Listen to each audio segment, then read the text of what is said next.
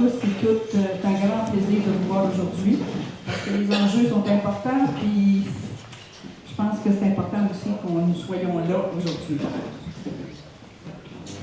Donc, on va regarder si toute la technique fonctionne. Monsieur CTV, ça va? Parce que ça, nous avons aujourd'hui la télévision communautaire, CTV TV, notre télé régionale communautaire. Quel est votre nom déjà, monsieur? Christian. Monsieur Christian, qui est avec nous cet après-midi. Et on a le journaliste, monsieur Bélubé, aussi, avec nous cet après-midi. Mon nom est Odette Sarrazin, des Amis de l'environnement de Brandon. Et cet après-midi, aussi avec Louise Morin, du regroupement Vigilance Énergie Québec. Je vais faire dans un premier temps la déclaration du territoire. La municipalité de Saint-Gabriel de Brandon est située sur le Nistaquinan, le territoire ancestral non cédé de la nation Atikamekw. Ce territoire traditionnel couvre une grande partie de la Naudière, n'a jamais été cédé par traité à la Couronne ou au Canada. Donc, voilà pour la déclaration du territoire. Alors, pourquoi sommes-nous ici aujourd'hui? Merci d'être là. Vous remarquerez que le territoire est pris d'assaut par des projets énergétiques, des projets de lignes de transport qui menacent des forêts, des érablières, des milieux humides à Saint-Hubert, à Saint-Norbert, un projet de poste de transformation à Sainte-Julienne qui détruit 8 hectares de milieux humides, projet de parc éolien en Matawini. Alors, tout ça s'inscrit dans le plan d'action d'Hydro-Québec pour doubler la capacité électrique sous prétexte d'une certaine transition. Alors, les citoyens sont impactés. Il y a des projets de 5000 kilowatts, des centaines de kilomètres de lignes électriques. Donc, c'est préoccupant, tout ça se fait un peu à notre insu, malgré nous, sans nous consulter, et c'est pour ça qu'on est là aujourd'hui, pour se renseigner. Donc, dans qui sommes-nous? Bon, donc, nous autres, on est les Amis de l'environnement de Brandon, qui est une organisation sans but lucratif et non partisane, qui est formée de 2 comités, Nos bords de route, je me ramasse, et Vigilance Brandony. Vigilance Brandony était autrefois le comité Vigilance des Rocabeux Brandon. Tous ceux qui ont participé à TransCanada Énergie-Est puis Gare de Schiste. Nous avons participé à la sortie des projets de puits de gaz et puis de Gare de Schiste. Du projet, on a participé aussi à la sortie du projet Énergie-Est de TransCanada puis à d'autres projets d'énergie fossile au Québec. Nous sommes un comité membre du regroupement Vigilance Énergie Québec. Donc, on va vous parler un petit peu du regroupement Vigilance Énergie Québec. Alors, le regroupement Vigilance Énergie Québec regroupe des comités de citoyens à travers tout le Québec qui mènent une vigilance face aux enjeux énergétiques au Québec. Donc, évidemment, ça comprend l'électricité, les projets éoliens, mais aussi, on veut se débarrasser de tout ce qui est énergie fossile. On met une veille critique là-dessus. Ça comprend aussi le nucléaire. Donc, oui, je te laisse présenter nos conférenciers. On a vraiment des personnes extraordinaires avec nous aujourd'hui. Je vais les présenter en vrac et puis ils vont se présenter eux-mêmes d'une façon plus raffinée, mais je vous dirais que c'est 2 très grands spécialistes des enjeux énergétiques au Québec. Donc, ce sont des analystes en énergie. Jean-Pierre Finet, qui est porte-parole du regroupement des organismes environnementaux en énergie, et Jean-François Blain, qui est analyste indépendant. Donc, c'est des gens qui interviennent dans les médias, dans les consultations publiques, au PAP, dans les commissions parlementaires. Ce sont les experts du Québec sur les questions énergétiques. Alors, c'est avec grand plaisir qu'on les reçoit aujourd'hui. Donc, je m'appelle Jean-François Blain, je suis analyste dans le secteur de l'énergie depuis la fin des années 90. J'ai conseillé et représenté principalement des associations qui s'occupent des clients, en fait, des intérêts des clients résidentiels. Aussi, à certaines occasions, des groupes ou des regroupements de groupes environnementaux, des regroupements ou des centrales syndicales. De façon générale, je n'ai jamais eu à me transformer en escorte intellectuelle des mandats que j'ai eus. Soit que mes clients étaient d'accord avec les conclusions, l'analyse que je proposais, soit que je ne les faisais pas, tout simplement. Ça prévient bien des problèmes. Et donc, j'ai suivi les activités des entreprises énergétiques réglementées au Québec, principalement Hydro-Québec, comme distributeur monopolistique dans ses activités de distribution et de transport, mais aussi les deux distributeurs gaziers. On connaît principalement au Québec Énergie, qui s'appelait anciennement Gaz Métro. Il y a aussi un petit distributeur au nord de la rivière des Outaouais, en face d'Ottawa, qui s'appelait Gazifère et qui s'appelle maintenant Enbridge Gas Québec. Je m'en vais directement dans ma présentation parce que Jean-Pierre et moi, on s'est donné le défi d'essayer de conclure chacune de nos parties respectives en peut-être 35 minutes à peu près. L'objectif aujourd'hui, c'est de vous donner la perspective la plus large possible de ce qu'est la transition énergétique mise de l'avant par le gouvernement actuel, le gouvernement du Québec, et quelles sont les implications. Donc, moi, je vais vous tracer un portrait qui est principalement les enjeux économiques et financiers liés à la transition énergétique. Vous allez voir que ça déborde rapidement sur les enjeux sociaux, les choix de société et évidemment les enjeux environnementaux aussi, qui vont davantage être abordés par Jean-Pierre dans la deuxième partie. Alors, la transition énergétique au Québec repose en fait sur le plan d'action 2035 d'Hydro-Québec qui a été rendu public en novembre 2023.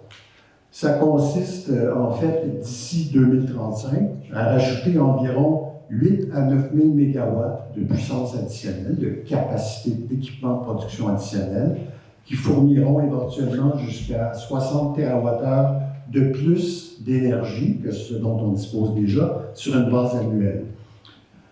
Par rapport à ce dont on dispose déjà, 8 à 9 000 mégawatts s'ajouteraient à environ 35 000 mégawatts de ressources de production dont Hydro-Québec dispose pour satisfaire les besoins des clients québécois.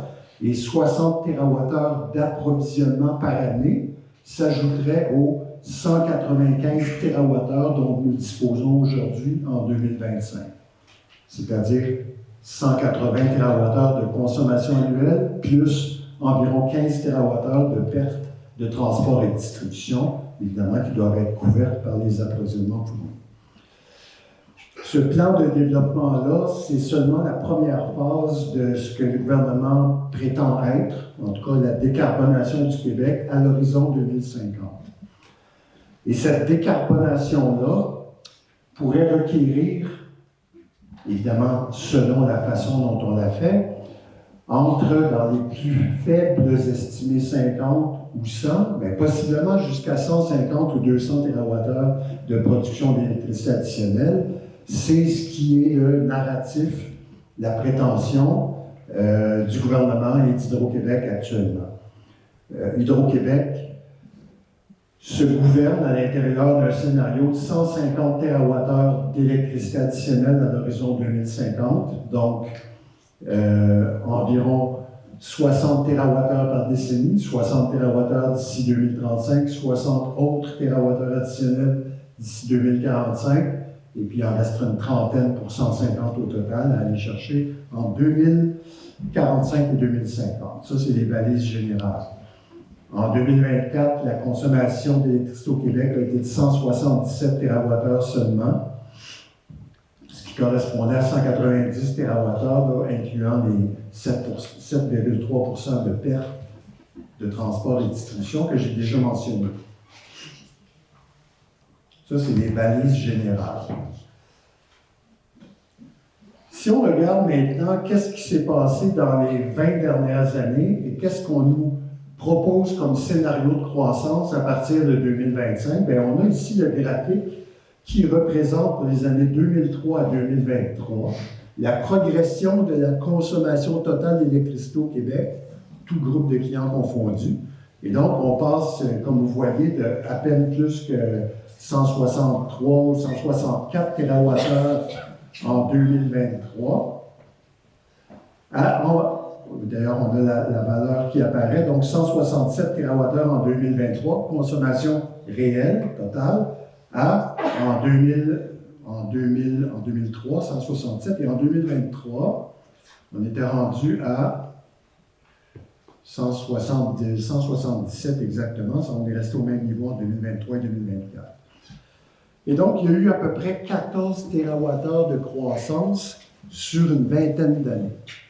Ce qu'on nous annonce pour les 10 prochaines années seulement, ça serait donc, à toute fin pratique, 4 fois plus de croissance en 2 fois moins de temps, pour vous mettre les choses en perspective. Je vais revenir tantôt à ce scénario-là, mais je veux procéder rapidement là, pour garder du temps. Le déploiement du plan d'action 2035 nécessiterait des investissements, là on aborde l'aspect financier, de 180 milliards de dollars d'ici 2035. Puis sur ce 180 milliards de dollars-là, il y aura à peu près 60 milliards de dollars d'investissement dans des nouveaux équipements de production et 120 milliards de dollars d'investissement dans des remboursements ou des ajouts de notre réseau de transport et de notre réseau de distribution. Donc, les 2 tiers à peu près des investissements projetés seraient dans des équipements de transport et de distribution, le tiers dans des équipements de production. Pour Hydro-Québec, ça voudrait dire des investissements annuels qui seraient à peu près 4 fois plus élevés que ce qu'on a vu historiquement par année jusqu'à aujourd'hui. Jusqu'à 2025, là, au cours des dernières années, on était à peu près à 4,5 milliards d'investissements par année. Le déploiement du plan d'action 2035 requerrait des investissements de 15 à 18 milliards de dollars pour les prochaines années, par année. En comparaison de la valeur actuelle d'Hydro-Québec, la valeur totale au 31 décembre 2024, 180 milliards de dollars d'investissement dans les seuls prochains 10 ans, c'est par rapport à une valeur totale de 100 milliards de dollars des actifs existants. Imaginez-vous, là. Et puis, Hydro-Québec soutient, et le gouvernement aussi, que les 3/4, 75% de toute l'électricité additionnelle qui serait rendue disponible d'ici 2035 serait destinée à la décarbonation de notre économie, donc à remplacer des sources d'énergie fossiles, soit des produits pétroliers ou du gaz naturel principalement, par de l'électricité.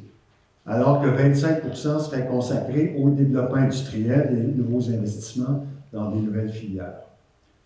En pratique, il y a juste les nouveaux investissements industriels pour lesquels il y a quelque chose qui est en train de se produire. Il n'y a pas de véritable décarbonation au sens d'une diminution de notre consommation totale de produits pétroliers gaziers. Il n'y a pas de véritable décarbonation qui est amorcée avec des résultats mesurables pour l'instant. Depuis la fin de 2023, quand le plan d'action d'Hydro-Québec a été annoncé, j'ai réalisé rapidement au cours de l'année 2024 que Hydro-Québec projetait déjà la croissance de ses revenus à l'horizon 2035 en se basant sur, d'une part, les augmentations annoncées des tarifs. Qu'est-ce qu'on nous dit déjà depuis 2-3 ans? Les tarifs résidentiels, les augmentations vont être plafonnées à 3% par année. Les autres catégories clients, commerciaux, institutionnels et industriels, vont connaître des augmentations de 4 à 5% par année. Ça, c'est le discours officiel. Alors, fin 2024 arrive une série d'événements médiatiques, notamment en décembre 2024, l'annonce de l'entente de principe avec le gouvernement de Terre-Neuve et Labrador sur la conclusion d'un éventuel accord pour la reconduction d'un nouveau contrat, en fait, l'entrée en vigueur d'un nouveau contrat pour l'approvisionnement provenant de Churchill Falls. Et les médias me sollicitent parce qu'Hydro-Québec affirme que le renoncement au prix actuel du contrat de Churchill Falls, dont on pourrait profiter jusqu'en 2041, pour le remplacer par un paiement incitatif à la signature du contrat qui est beaucoup plus coûteux, ça va nous coûter 3,3 milliards de dollars de plus, juste les approvisionnements qui proviennent de Churchill Falls d'ici 2041, si l'entente est paraphée. Et Hydro-Québec disait dans la présentation de l'entente de principe, ça va juste nécessiter 4 dixièmes de 1% de plus d'augmentation. De plus que... Et là, les médias me sollicitent pour valider ou invalider les affirmations d'Hydro-Québec. Donc, moi, je suis obligé de me dire, 0,4 % d'augmentation de plus que quoi? D'un scénario de base. Et puis le scénario de base, ben, je me dis, ben, je vais prendre toutes les hypothèses d'Hydro-Québec elle-même. Je vais prendre ces hypothèses d'augmentation tarifaire qu'ils nous annoncent pour les années à venir. Je vais prendre les revenus unitaires réels de l'année 2024, les revenus qui sont générés exprimés en cents par kilowattheure pour les différentes catégories tarifaires. Je vais majorer ces revenus-là de 3 % par année pour ce qui est des tarifs résidentiels, puis de 4,5 % par année, année après année, pour ce qui est des autres catégories tarifaires. Ça va me donner la croissance des revenus unitaires. Parce que les revenus totaux, là, c'est le tarif unitaire que vous payez, que chacun des consommateurs paye, multiplié par les volumes qu'ils consomment. Monsieur paye au tarif D en moyenne 8 cents par kilowattheure. Il consomme, par exemple, 20 000 kWh par année. Bien, il va avoir une facture de, je n'ai pas fait de calcul, mais disons 2 400 $ pour son électricité. C'est comme ça que ça fonctionne. Alors, je repars en 2024. Je projette la croissance des revenus unitaires. Je prends ce que vous voyez ici au tableau 1. C'est les scénarios, c'est le scénario de croissance des ventes attendues, prétendues, par Hydro-Québec d'ici 2035. Je prends leurs propres chiffres, leur propre volume. Et je les multiplie. Je les multiplie par les taux unitaires dont je viens de vous expliquer le calcul. Vous voyez l'évolution des revenus unitaires ici, pour chacune des catégories de clients d'ici 2035. J'ai déjà expliqué, les revenus unitaires multipliés par les volumes de consommation, ça va donner les revenus totaux qui sont générés par client, par catégorie de clients, puis pour l'ensemble des catégories de clients pour Hydro-Québec. Alors, globalement, qu'est-ce que ça donne? Bien, ça donne que Hydro-Québec s'attend à ce que ses revenus totaux passent de 13 milliards de dollars, dernière colonne, première ligne, 13 milliards 377 millions de dollars qu'elle avait comme revenus totaux en 2023, à environ 26 milliards 500 millions, dernière ligne, dernière colonne, en 2035. Autrement dit, Hydro-Québec s'attend à doubler ses revenus d'ici 2035. Mais ces revenus-là proviennent nécessairement de la collectivité des clients québécois. Alors, la question suivante, c'est en fait qu'on investisse collectivement par notre société qui est interposée 50 milliards ou 100 milliards ou 200 milliards de dollars d'ici 2035. Ça vaut la peine et ça tient la route à condition qu'on réduise notre dépense en produits pétroliers et gaziers d'une valeur équivalente. À ce moment-là, on peut faire une transition énergétique, amorcer une transition énergétique à coût nul. On dépense collectivement 13 ou 15 milliards de moins en produits pétroliers par année. On dépense plutôt 13 milliards de dollars de plus en électricité. On cesse d'exporter la moitié de notre dépense énergétique parce que les produits pétroliers gaziers sont importés, hein, et on conserve ces revenus-là. Donc, la balance commerciale du Québec s'améliore. Ça serait à coût nul pour tout le monde. Ça serait simple si c'était juste comme ça. Sauf que il ne s'agit pas juste de remplacer des énergies fossiles, pétrolières ou gazières, par de l'électricité. Pour pouvoir faire ça, il faut qu'un monsieur ou madame soit capable de remplacer un vieux système de chauffage à l'huile, il serait capable de se payer un nouvel équipement électrique. Ou que monsieur ou madame qui conduit encore un véhicule à essence puisse le remplacer et ait la capacité budgétaire de s'acheter un véhicule électrique qui coûte 40, 50, 60 000 $, comme vous savez. Même chose pour les entreprises. Une vieille entreprise qui fonctionne encore au gaz naturel, mais qui pourrait électrifier ses procédés, est-ce qu'elle a le cash flow, la capacité d'investissement pour remplacer ses équipements?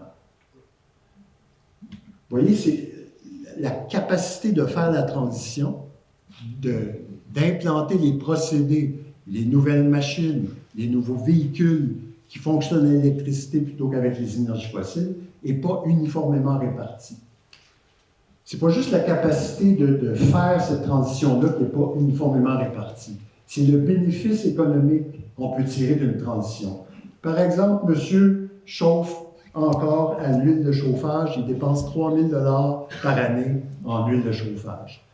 Monsieur a encore un vieux véhicule à essence qui consomme un peu plus que la moyenne, 10 litres par 100 km, puis il parcourt 20 000 km par année. Faites un calcul rapide, il dépense aussi plus de 3 000 $ en essence par année. Ça veut dire que la somme de ses dépenses en produits énergétiques fossiles pour son chauffage au mazout chez lui et faire circuler son véhicule, c'est plus de 6 000 $ par année. Il pourrait probablement remplacer cette dépense-là avec des équipements de chauffage électrique performants et un véhicule électrique performant par une dépense en électricité qui serait probablement le tiers ou le quart de ce qu'il dépense en produits pétroliers par année. OK?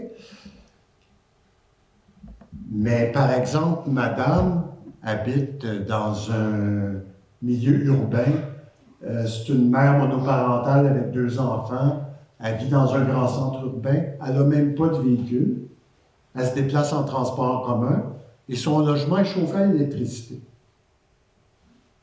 Toute sa dépense énergétique est une dépense d'électricité. Elle n'a pas d'économie sur une dépense existante de produits pétroliers ou gaziers à faire. Mais elle va contribuer aux augmentations des prix de l'électricité qui vont survenir, par exemple. Donc, elle va contribuer financièrement à la décarbonation sans pouvoir bénéficier d'une économie dans ses postes de dépenses. Voyez-vous qu'il y a une énorme différence selon les cas je voulais illustrer ça.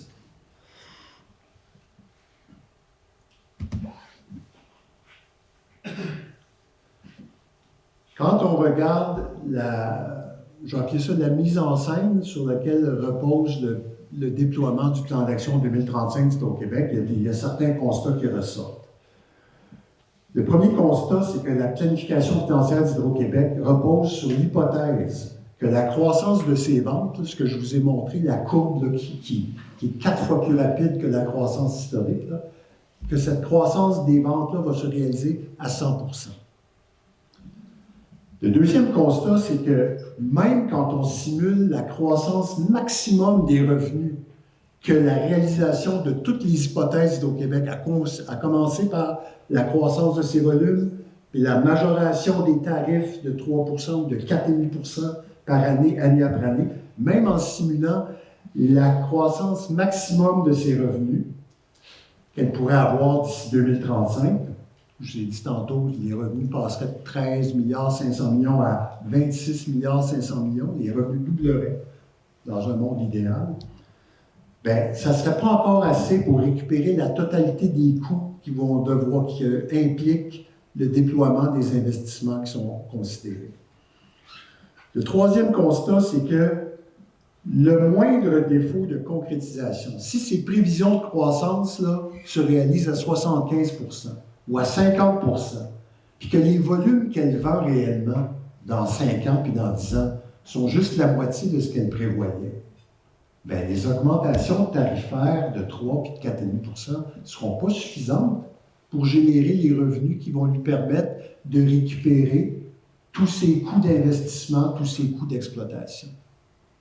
Et donc, les hausses risquent d'être non seulement plus élevées encore que ce qu'ils nous disent, mais beaucoup plus élevées, voire qu'on se dirigerait vers un déraillement financier et tarifaire de leur scénario.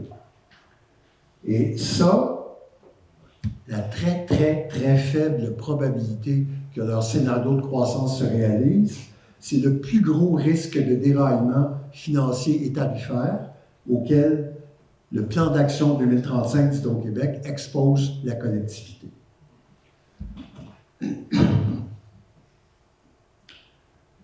Si son scénario de base se réalisait à 100%, au minimum, il faudrait s'attendre à des augmentations tarifaires cumulatives de 21% d'ici 2030 puis de 43% d'ici 2035. Là, je parle du secteur résidentiel. C'est plus pour les autres catégories de clients. Mais si la croissance réelle de ses ventes n'était que des 3/4 de ce qu'elle prévoit, là, c'est plus 21%, c'est 24% d'ici 2030, puis 51% d'ici 2035. Encore troisième possibilité, si la croissance réelle des ventes était seulement de la moitié de ce qu'il prévoit aujourd'hui, bien là, les augmentations tarifaires cumulatives seraient de presque 29 % d'ici 2030 et autour de 63 % d'ici 2035. Et quand je dis si la croissance était de 50 % de ce qu'il prévoit, là, il faudrait que je sois très, très, très optimiste pour me croire moi-même quand je dis ça.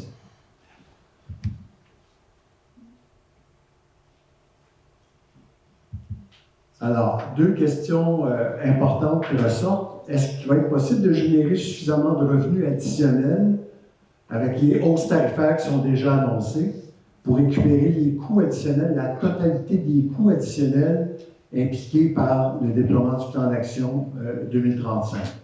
Fort probablement pas, à moins qu'une portion importante, une grosse portion des investissements en transport et en distribution, leurs coûts soient engagés et ne doivent être récupérés qu'après 2035. Ce qui ferait juste reporter un peu les conséquences financières de tout ça.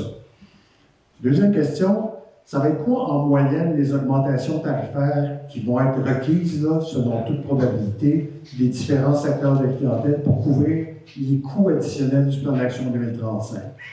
Bien, vraisemblablement, puis c'est l'estimation la plus conservatrice de celles qui ont été faites depuis 3 ans, là, c'est au minimum 29 à 30 % d'ici 2030, puis possiblement jusqu'à 60 % d'augmentation tarifaire et un peu plus d'ici 2035. Ça, c'est pour les conséquences financières et tarifaires du plan d'action. Hydro-Québec qui a... Gardez vos questions pour la période de pause, monsieur, sinon je finirai pas. Hydro-Québec qui a calculé déjà depuis 2023 les revenus qu'elle espère, non seulement qu'elle espère, dont elle a besoin pour déployer son plan d'action 2035, a aussi planifié en 2023-2024, en attendant que le projet de loi 69 et la nouvelle loi 24 sur la régie de l'énergie et la transition énergétique soient adoptés. Hydro-Québec avait aussi planifié que la croissance de la totalité de ses revenus devait lui provenir des clients québécois. Autrement dit, quelle que soit la destination finale de l'énergie additionnelle qui sera produite, on présume que la croissance des ventes aux clients québécois va requérir tout ça. Et donc, de ce fait, Hydro-Québec part de la prémisse que c'est les clients québécois qui vont éponger avec leurs tarifs la totalité des ressources financières additionnelles qu'il faut aller chercher. Hydro-Québec se présente devant la Régie de l'énergie au mois de juillet 2025 avec ses demandes tarifaires pour les 3 prochaines années, 2026, 2027 et 2028, et la croissance des revenus qu'elle demande à la Régie d'approuver, la croissance de ses charges financières et de ses charges d'exploitation, donc des coûts qu'elle doit récupérer à travers les tarifs pour les 3 prochaines années, c'est exactement la même chose, les mêmes niveaux pour 2026, 2027, 2028 que les tableaux que je vous ai présentés précédemment et que moi j'ai calculé début 2024, il y a 2 ans maintenant. Alors, qu'est-ce qu'il y a dans cette demande tarifaire-là que j'appelle une demande apparentée en fait au plan d'action, hein, avec une croissance pharaonique, je ne vois pas d'autres termes pour la qualifier, c'est des augmentations tarifaires de 4 % par année, à raison de 3 % pour le secteur résidentiel, vu qu'au niveau politique, il y a une volonté de plafonnement pour nous faire mieux avaler de la couleuvre. C'est juste une question d'opportunisme. Hein. Et puis en contrepartie, les clients, eux autres, commerciaux, institutionnels et industriels aux tarifs réguliers, vont devoir payer non pas 4 % mais 4,8 % pour compenser. 4,8 % de hausse par année, 3 fois de suite. Là. Les résidentiels, ça va être 3 % 3 fois de suite. Alors, rapidement, les charges, autrement dit, les dépenses qui augmentent dans les plus grandes proportions, les achats d'électricité, 15,4 % en 3 ans seulement, et 25,2 % en 4 ans si on regarde 2028, ce qu'on a dépensé réellement en 2024. Le service de transport, ce qui est les coûts de transport qui sont facturés à la division distribution récupérée dans nos tarifs, 11,2 en 3 ans. Les coûts de distribution et des services à la clientèle, portion de distribution de notre facture d'électricité, 25 en 3 ans. Là, je vous donne un peu de détails. C'est les charges d'amortissement qui augmentent dans les plus grandes proportions parce qu'évidemment, avec des investissements pareils, la valeur de la base de tarification, le coût des emprunts et le rendement sur l'avoir propre de l'actionnaire augmentent. Alors, les charges financières augmentent dans des proportions exponentielles, de plus en plus rapidement, 50 sur 3 ans. Puis enfin, que je l'ai mentionné, le rendement sur la base de tarification, en plus de ça, comme la valeur totale de la base de tarification, la valeur totale des actifs, au fur et à mesure qu'on met des nouveaux équipements en service, la valeur de la base de tarification augmente, la portion capitalisée, c'est-à-dire déjà payée, augmente, c'est ce qu'on appelle l'avoir de l'actionnaire, et la rémunération du gouvernement du Québec sur l'avoir de l'actionnaire augmente aussi. En fait, la demande tarifaire qui est introduite devant la Régie, ce n'est pas une demande tarifaire au sens de quels sont les revenus nécessaires pour s'acquitter de l'obligation de servir les clients québécois dans les 3 prochaines années. C'est une demande qui vise l'approbation par la Régie des ressources financières qui sont nécessaires pour les années 2026, 2027 et 2028 pour la totalité des coûts liés au déploiement du plan d'action 2035. Autrement dit, Hydro-Québec tente de faire approuver par la Régie le cadre financier de son plan d'affaires afin de le financer intégralement par les tarifs de tous ses clients québécois, de son monopole territorial. Et ça, quelle que soit la croissance réelle future des besoins d'approvisionnement des clients québécois. Dès 2023, je l'ai expliqué, Hydro-Québec avait planifié les besoins financiers associés à son plan d'action et prenait pour acquis que l'ensemble de ces revenus-là seraient générés par les hausses tarifaires éventuellement demandées à la Régie de l'énergie. Soit dit en passant, je ne sais pas comment la Régie va disposer de cette demande-là. Le dossier étant délibéré, c'est extrêmement embarrassant. Maintenant, si je compare les prévisions des ventes successives d'Hydro-Québec avec la croissance réelle des ventes des dernières années, donc sur le graphique ici, la ligne bleu foncé qui part de 2013 jusqu'à 2025, on voit la croissance des ventes avec des années où il y a une plus grande croissance suivie d'une réduction. Ça, c'est l'effet des aléas climatiques. Alors, si on a un hiver très froid, comme c'est survenu en 2022, vous voyez la pointe là, bien, on va consommer 3-4 TWh de plus sur une base annuelle juste à cause que tout le monde chauffe davantage. Alors, 2022, on a consommé presque 180 TWh. Les 2 années suivantes, 2023-2024, on est redescendu à 177 TWh au total, parce que ça a été 2 années chaudes au sens climatique du terme. On utilise beaucoup moins d'électricité pour le chauffage de nos habitations, nos bâtiments. Par contre, on en utilise un petit peu, de plus en plus, un petit peu plus en été, parce qu'il y a plus de climatisation. Mais ça ne compense pas du tout pour le chauffage. La ligne bleue se poursuit à droite ici. Qu'est-ce que j'ai fait exactement? Bien, j'ai tout simplement simulé la poursuite d'une croissance alignée avec la croissance historique des dernières décennies, pour vous montrer en comparaison quels sont les scénarios de croissance proposés par Hydro-Québec depuis 2023. Alors, la ligne orange, qui est orpheline maintenant, c'était le plan d'action sous Sophie Brochu, qui n'était pas assez ambitieux aux yeux du gouvernement de la CAQ, qui a expliqué le départ de Sophie Brochu, bien qu'on ne l'ait pas dit, pour le remplacer par M. Sabia, qui est arrivé avec le plan d'action 2035 au 1er novembre 2023, la ligne grise, avec une croissance qui nous amène effectivement à un ajout de 60 TWh à l'horizon 2035. Hein? Hydro-Québec savait déjà quelle cible d'approvisionnement additionnel allait être dans la loi qu'elle télécommandait à son actionnaire, le gouvernement, qui est aussi législateur. Mais depuis ce temps-là, la ligne jaune et la ligne bleue turquoise, ben, la croissance réelle d'année en année n'est pas au rendez-vous. Fait qu'ils essaient de maintenir leur cible à long terme, mais ils ne parviennent pas. Et ils parviennent de peine et de misère, comme ce qu'on voit ici. Je ne sais pas si vous voyez mon curseur, là. Entre les années 2028 et 2029, ça prendrait une croissance dans une seule année de 7 TWh, la moitié de toute la croissance de la consommation du Québec des 20 dernières années, en une seule année, pour rattraper leur scénario invraisemblable. Donc, c'est sur cette chimère-là que la planification financière et tarifaire de notre plan d'action 2035 s'appuie. Pas juste au Québec qu'il n'y a pas de plan de sortie des énergies fossiles. Et là, je vous ai éloigné de considérations économiques et financières pour laisser le maximum d'espace à Jean-Pierre pour aborder les enjeux sociaux et environnementaux, mais je vous dirais que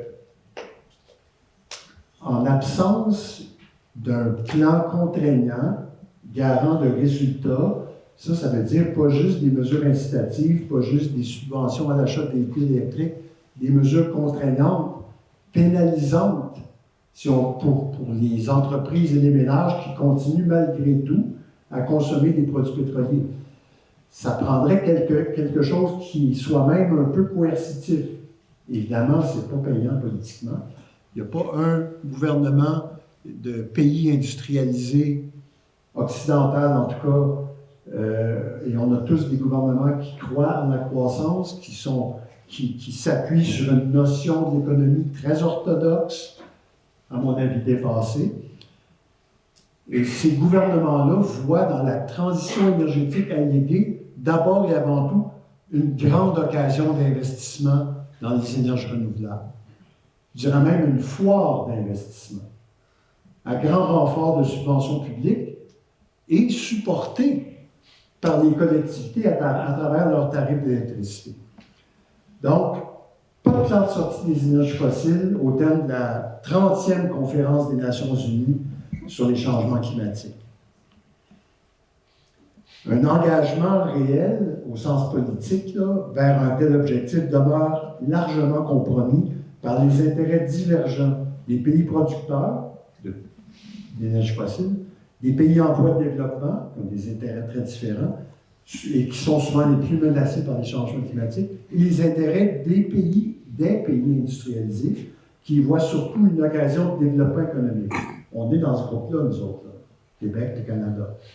Par un investissement massif dans les énergies renouvelables, mais sans se doter d'un plan contraignant de réduction des énergies fossiles.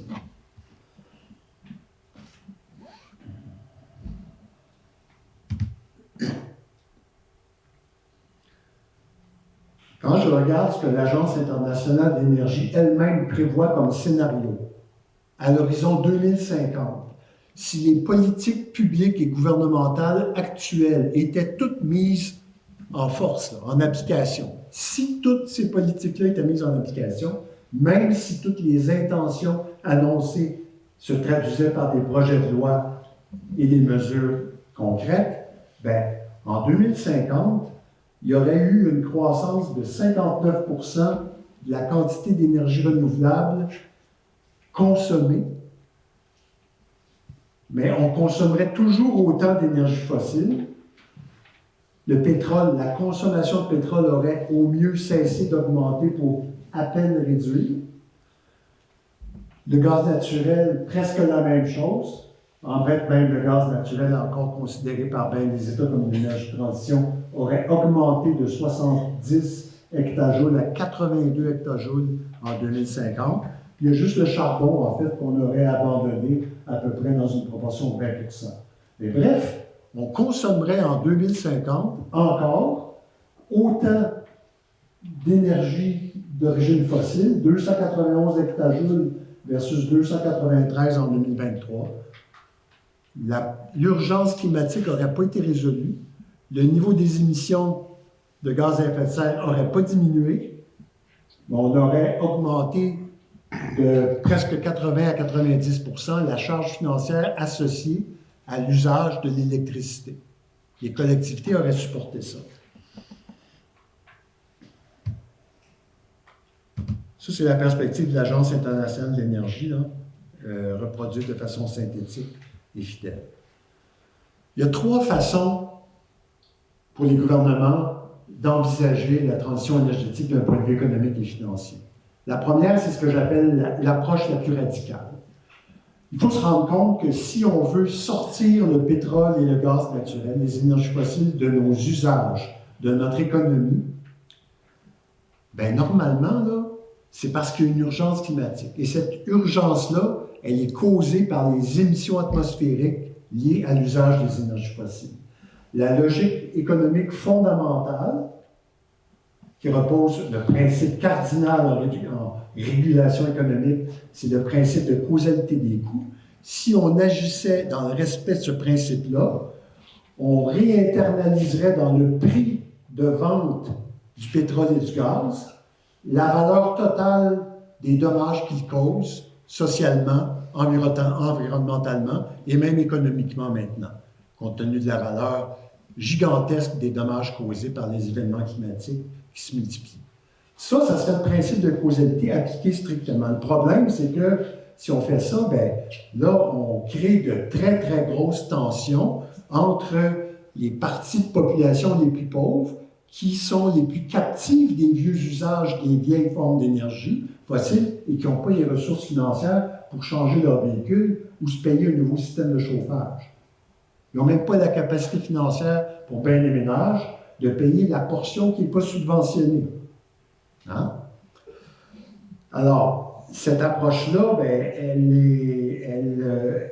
théoriquement, c'est l'approche optimale, la plus économiquement cohérente, mais elle soulève en pratique des importants risques de clivages sociaux et d'aggravation des écarts de richesse. C'est très problématique politiquement.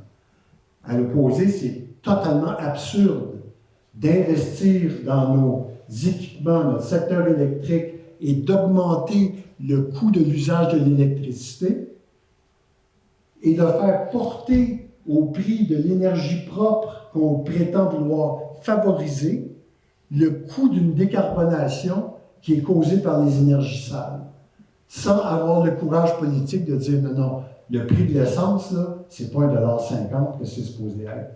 C'est 2,50 $ ou 3 $ à partir de demain matin. Voyez-vous le problème que ça poserait? Bien, ça, en toute logique, des fondements théoriques de la régulation économique, c'est ça qu'on a à faire. En pratique, socialement, politiquement, c'est impossible. Bien, c'est très problématique, à moins de vouloir délibérément créer des crises de gilets jaunes partout, là, à répétition. L'approche équilibrée, bien, ça serait, puis je vais le lire tel quel parce que c'est important de comprendre ça.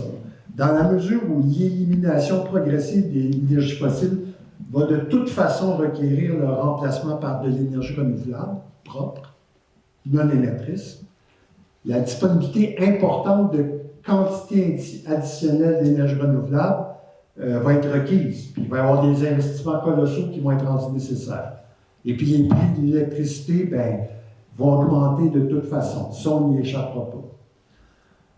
Alors, sur le plan du financement, le défi de la transition énergétique consiste, 1, à contenir l'augmentation des prix des énergies renouvelables pour maintenir leur compétitivité face aux énergies fossiles. C'est d'autant plus absurde de ne pas augmenter le prix des énergies fossiles qui causent l'urgence climatique qu'on améliorerait, on maintiendrait leur meilleure compétitivité par rapport à des prix d'électricité qui seraient les seuls à augmenter. Deuxième chose, bien, pour ça, il faut réinternaliser dans le prix des énergies fossiles le plus possible, autant que socialement possible, la valeur des dommages causés par leur usage. Troisièmement, bien, il faut offrir des options de conversion vers les énergies renouvelables qui soient accessibles à tous les ménages, à toutes les entreprises qu'on veut sauvegarder, à toutes nos institutions, nos écoles, nos hôpitaux qui chauffent encore au gaz naturel, par exemple. Ce qui implique donc de déterminer dans quel cas et dans quelle mesure on va subventionner collectivement les coûts de cette conversion-là à l'électricité. Par exemple, je ne pense pas que si on prenait un vote indicatif à main levée, personne ne serait contre l'idée que si on a encore des hôpitaux, des écoles, des institutions publiques qui chauffent au mazout ou au gaz naturel, on va s'occuper collectivement de fournir les ressources financières pour leur conversion. Mais si on a une vieille entreprise avec des procédés dépassés, qui utilise encore du mazout, qui a la possibilité d'électrifier ses procédés, puis qui ne veut pas le faire, je pense qu'on n'a pas une obligation équivalente, là.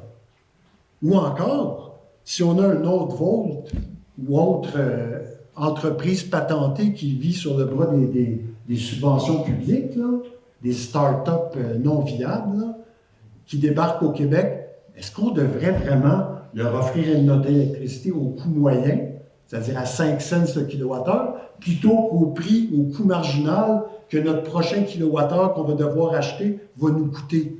Est-ce qu'on va acheter de l'électricité, nous, collectivement, à 10, 11, 12 cents le kilowattheure pour le fournir à des start-up comme Nordvolt à 5 cents le kilowattheure? Non.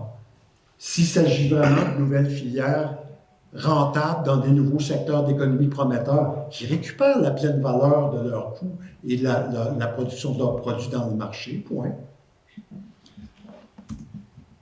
Excusez mon emportement.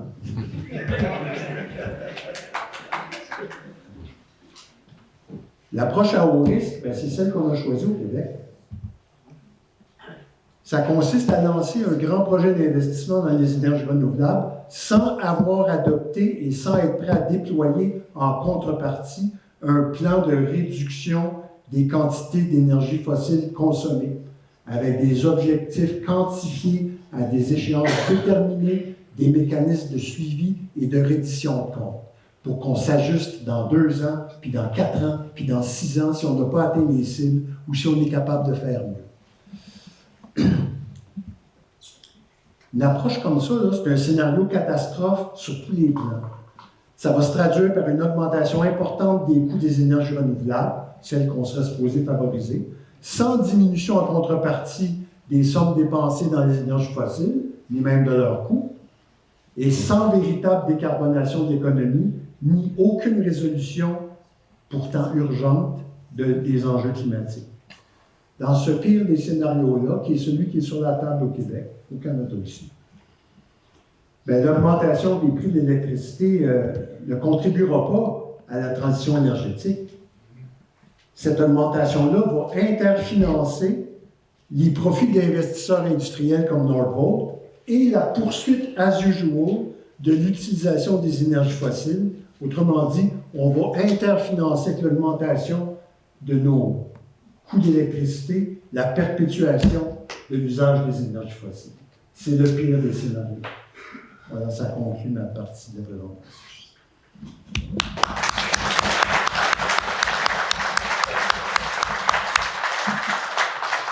Il faut juste le danser.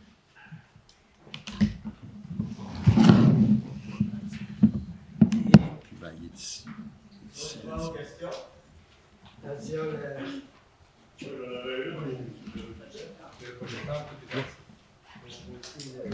Ah, ok.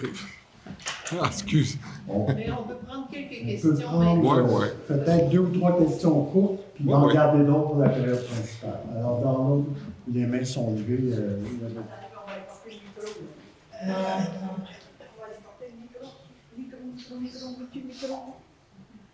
Je vous fais confiance pour leur parler de gérer. Si on en prend 3, là, vous allez juste dire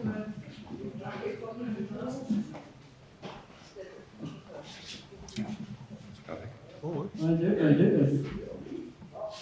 Oui, bonjour, merci. Je m'appelle Sonny Fortin, puis j'avais une question. Moi, je suis un jeune papa, puis l'inflation, ça, on sait, c'est haut, ça n'arrête pas. Puis les contingences, au Québec, comment ils vont gérer ça? C'est un chantier qui va durer des années. On sait que tout va être open peak, là. Il va y avoir des firmes mandatées, il va y avoir des suivis rigoureux. Les contingences par rapport à l'exécution des projets de développement? Pour les dépassements de coûts, les contingences, c'est ça qui est plus important, parce que ça, ok. c'est des contingences. OK, il y a 2 questions dans votre question. Les contingences, les principaux défis au Québec, ça va être si tant est qu'on veut vraiment réaliser une accélération de projet de cet ampleur-là, ça va d'avoir de la main-d'œuvre qualifiée en nombre suffisant. Il le savent en partant que c'est extrêmement problématique. C'est tellement problématique que ça ne pourra quasiment pas se faire à moins d'appauvrir la disponibilité de main-d'œuvre d'autres secteurs économiques, pour vous dire.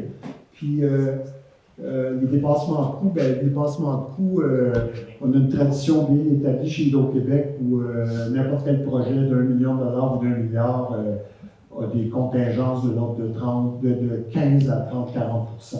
Fait que je ne pense pas que ça va changer beaucoup. D'accord, merci beaucoup. Il y avait quelqu'un derrière, on va payer dans M. Dallaire. Parce que il n'y a pas de questions, on va les garder après. Regardez ça. Bonjour, je m'appelle Monique Fontaine. Très intéressant, merci. À chaque fois que j'entends ce genre de choses, en écho dans mon cerveau, c'est comme la différence entre l'économie et la finance. Et puis, il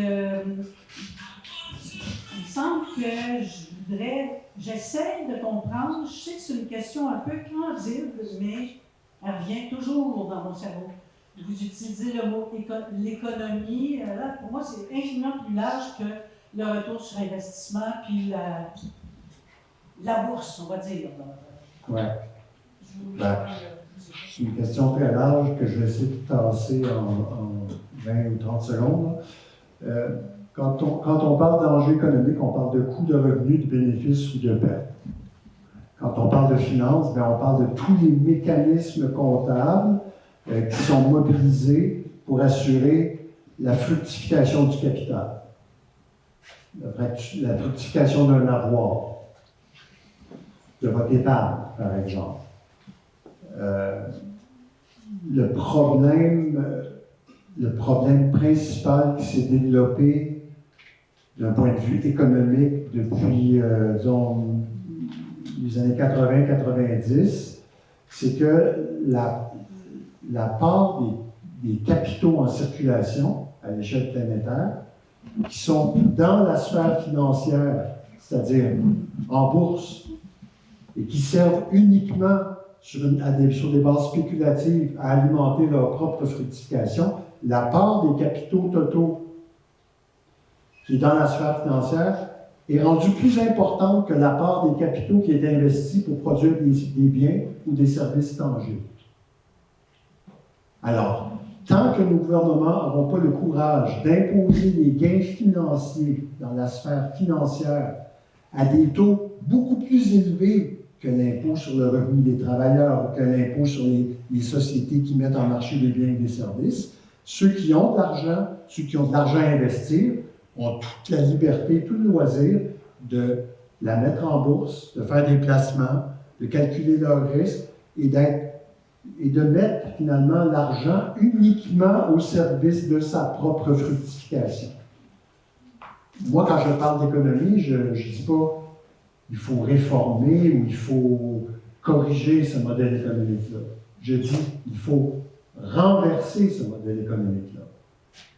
Parce qu'actuellement, l'environnement, nos ressources, la force de travail des travailleurs, les sociétés sont mises au service de la fructification du capital.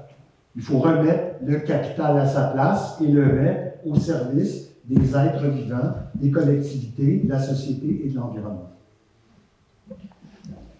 C'est ça, regardez pas, il y a une petite question, mais On va y aller avec la deuxième présentation. il y a une personne de l'histoire, Oui. avec M. Dallaire.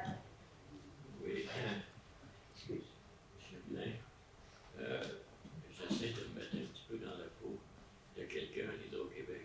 Pouvez-vous mettre le micro proche de votre bouche? Bon. Alors, M. Blain, j'imagine que les gens à l'Hydro-Québec ont déjà entendu votre position. Maintenant, moi, je ne souhaiterais jamais être dans les souliers d'Hydro-Québec, mais j'oserais quand même vous poser la question suivante. Qu'est-ce que vous suggérez pour éliminer tous les gros impacts négatifs que vous venez de nous énumérer? Pour éliminer. C'est quoi votre suggestion? Bien, d'abord, oui, donc Québec le connaît. ils peuvent entendre mon discours ici, ils peuvent l'entendre dans la Régie de l'énergie, dans la commission, ils peuvent l'entendre quand ils veulent. Ils peuvent l'entendre de façon directe parce que j'ai des lignes directes avec des gens Hydro-Québec. Je les appelle. Votre demande tarifaire ne tient pas la route. Vous avez même pas mis à jour le nombre de clients pour les années 2027-2028. C'est n'importe quoi. Qu'est-ce que la régie va faire avec ça? C'est même pas recevable parce que vous l'avez déposé. Puis, ils me répondent, puis ils me répondent juste qu'ils peuvent me répondre, puis je ne suis pas surpris. Mais votre question, c'est comment en venir comment en venir à un encadrement de notre société d'État, de ses orientations qui nous appartient, de ses orientations, de ses priorités et de son imputabilité qui soit, disons, à niveau, acceptable. Bien, moi, je vais vous dire, je pense que personne dans la salle ici, puis même moi, il faudrait que j'y pense, qui est capable de nous nommer qui est le président ou la présidente actuelle du Conseil d'administration du Québec. Personne ne le sait. Même moi, il faudrait que je vérifie. OK? C'est des nominations privées à la discrétion du pouvoir politique, du gouvernement. Ce n'est même pas des nominations par l'Assemblée nationale. C'est des nominations par le gouvernement du moment. Le Conseil d'administration du Québec est majoritairement composé de gens issus du milieu des affaires, des milieux financiers, qui ont des philosophies économiques aussi très, très orthodoxes. Quelques représentants issus des milieux universitaires, un représentant des communautés, des Premières Nations. C'est quand même bien pour eux. Nous, on n'a même pas de représentants de la société civile au sein de notre propre conseil d'administration, de notre propre société d'État. Donc, la réponse à votre question, si on commençait par avoir un conseil d'administration élu, avec des mises en candidature qui doivent faire une démonstration de compétences, et puis que ce conseil d'administration-là avait une certaine représentativité minimale, et surtout une obligation de reddition de comptes publique, je pense que ça commencerait peut-être à améliorer les choses. On n'a rien de ça. Donc, la vraie question, là. Non, mais c'est ça. On met un terme aux questions maintenant. Regardez-en. Regardez-en pour l'autre période. Fait qu'on te laisse Ça fonctionne? là. Oui, allô. Est-ce que vous m'entendez? Non? Ça n'a pas l'air, non? Tu veux-tu me passer le tien? Tant qu'à faire.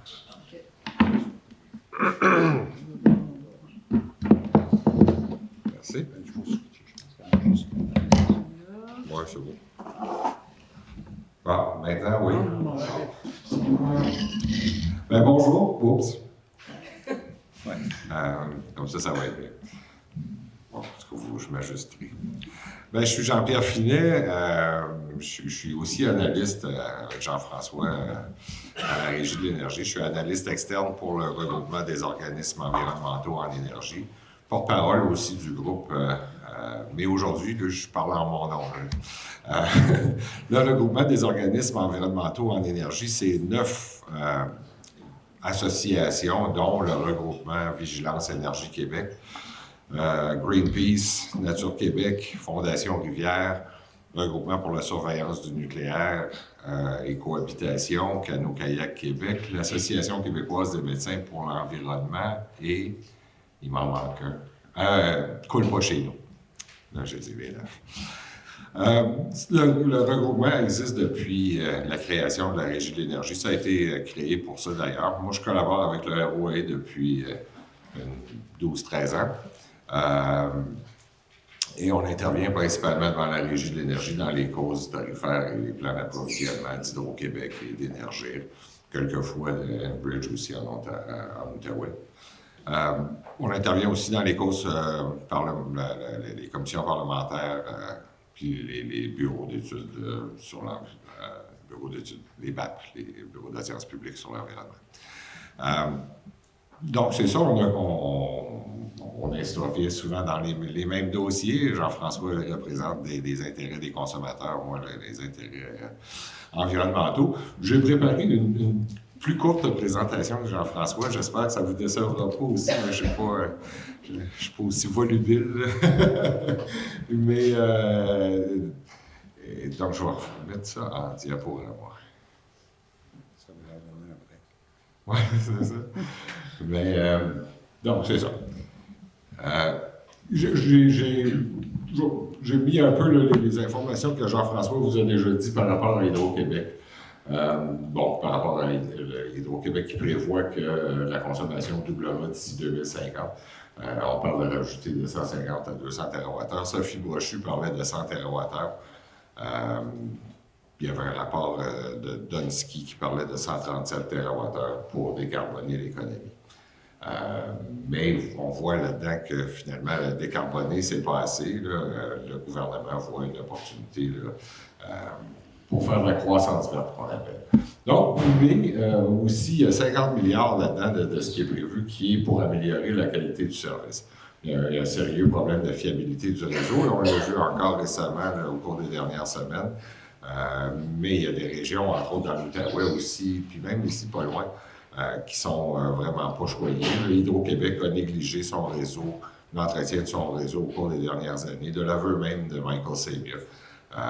Puis on a vu aussi le rapport de la vérificatrice générale qui disait que qui ne touchait pas à la végétation, mais juste à l'entretien des actifs, qui disait que ça avait été négligé pas mal.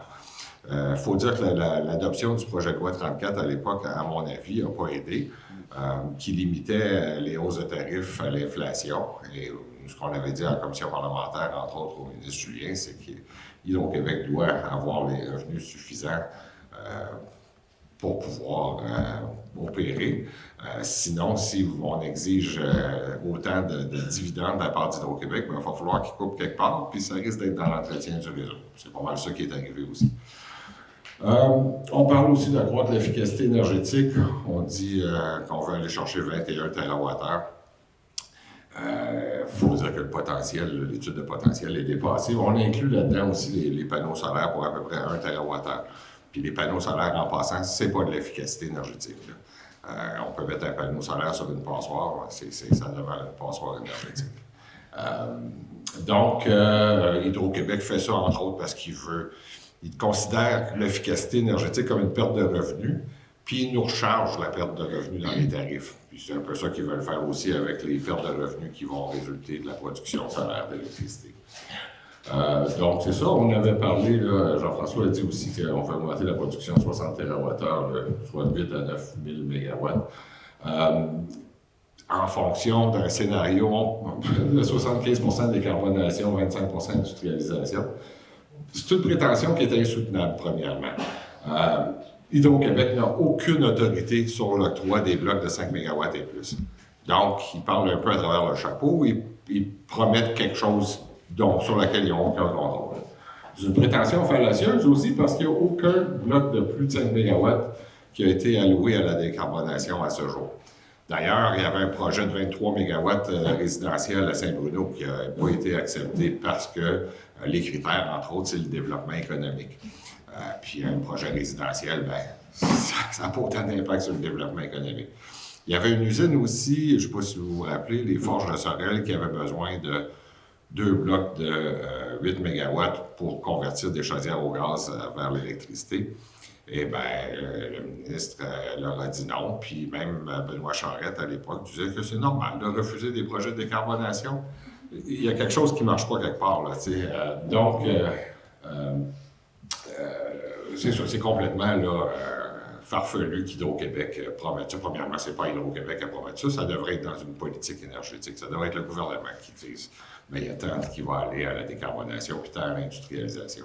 Là, c'est un peu la queue qui brasse le chien. C'est Hydro-Québec, le plan d'action, qui fait office de politique énergétique.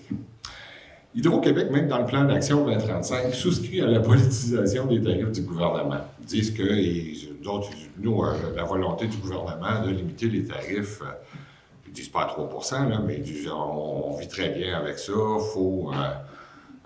faut faire en sorte là, que ça soit juste là, pour la clientèle. Mais il y a anguille sous roche. Il y a plusieurs, il y a l'Union des consommateurs, entre autres, que représente Jean-François, qui a fait une étude, puis il y a la Fédération canadienne aussi de l'entreprise indépendante qui a fait une étude sur l'effet escompté, l'impact tarifaire présumé du plan d'action 2035.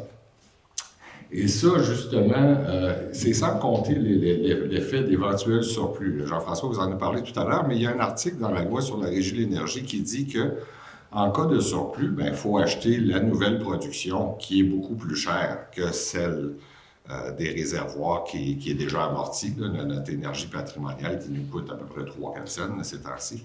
Il va falloir acheter en priorité l'électricité qui va coûter là, 12, 13, 14, 15 cents du kilowattheure et laisser de l'électricité dans les barrages moins cher parce qu'il faut quelqu'un qui paye cette nouvelle production-là. Donc, c'est la clientèle qui porte le risque finalement de l'absence éventuelle que référait Jean-François là, de clientèle pour consommer ces kilowattheures-là. Tu sais, si Nordvolt, par exemple, avait été là, oui, on aurait perdu, mettons qu'on l'achète à 10 cents puis qu'on le revend à 5 cents, oui, on aurait perdu 5 cents à chaque fois, c'est pas un bon business case. Là. Mais si en plus, il n'y a pas de Nordvolt qui est là, là, c'est le dissous au complet là, qu'on va assumer. Là. Donc, c'est ça. Ça, c'est avec absence de décarbonation aussi. Parce qu'il n'y a pas de plan pour décarboner l'économie du Québec. Et en plus, je vous ferai remarquer que tout ça, ça a été provoqué parce que Fitzgibbon disait qu'il y avait 40 000 MW de demande industrielle sur son bureau et que là, 40 000 MW, c'est à peu près notre capacité de production. Que finalement, il fallait développer, puis on a une belle opportunité pour la croissance verte en passant, là, qui amène aucune réduction de GES. Et ce 40 000 MW-là, on a vu il y a à peu près 6 mois, ça a fondu à peu près 5 500 MW. Donc, on est parti en peur pour développer tout azimut sur une ballonne, pas mal une bulle. C'est une bombe tarifaire à retardement aussi, le plan d'action 2035, pour différentes raisons. Hydro-Québec fait du pelletage par en avant de plusieurs coûts. Je ne sais pas si vous avez entendu parler récemment, Hydro-Québec voulait amortir les frais de maîtrise de la végétation. Les coûts d'opération, on n'amortit pas ça. Ça fait partie, ça va dans le budget d'opération, puis on le solde à chaque année.